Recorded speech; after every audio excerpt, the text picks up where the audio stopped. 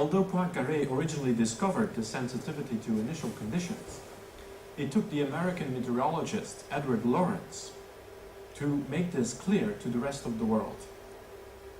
In 1964, Lorenz started to perform a series of computer experiments using a simplified model of the weather.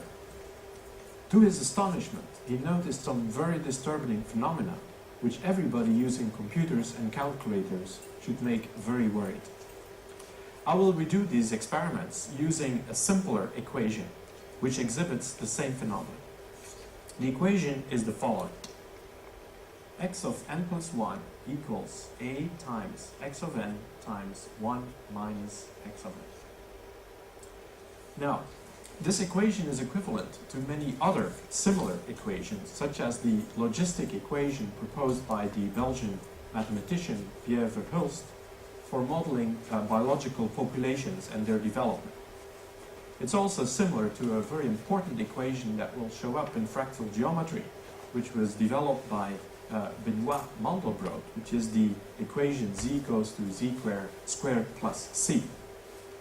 Now, I'm going to iterate with this equation, which means that I'm going to plug in specific values for a and x of n, and then I'm going to compute x of n plus 1 and plug that back into the equation, and that way keep reiterating. So let me use the value 1.4 for a and 0.3 for x of n. So this means that for 1 minus 0.3 I get 0.7, and for 1.4 times 0.3 I get 0.42.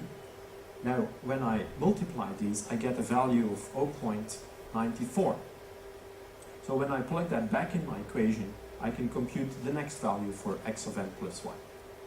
Now this procedure is a little bit tedious, so I've written a computer program to perform this kind of iteration.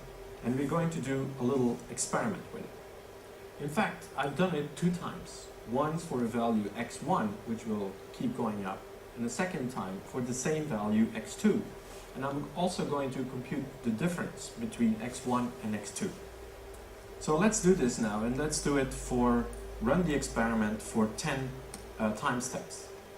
These are the values that we get. So we started with 0.3, and in the third column we see the difference here. And so you see at the end of the time series we get a certain value, and because the values are the same, so the difference stays equal to 0. And this is exactly what we would expect. Now we're going to do an experiment. I'm going to slightly change the precision of the second value, namely x2. So I'm going to say change value x2 so that it's almost equal to the other value, to the one we had so far, 64073. So I leave out the last digit, which is 9. Now we're going to iterate again for another 10 time steps and see what's happening. So initially we started with a difference of 9, but what we see is that the error between the two, that means the difference between x1 and x2, is gradually becoming bigger and bigger.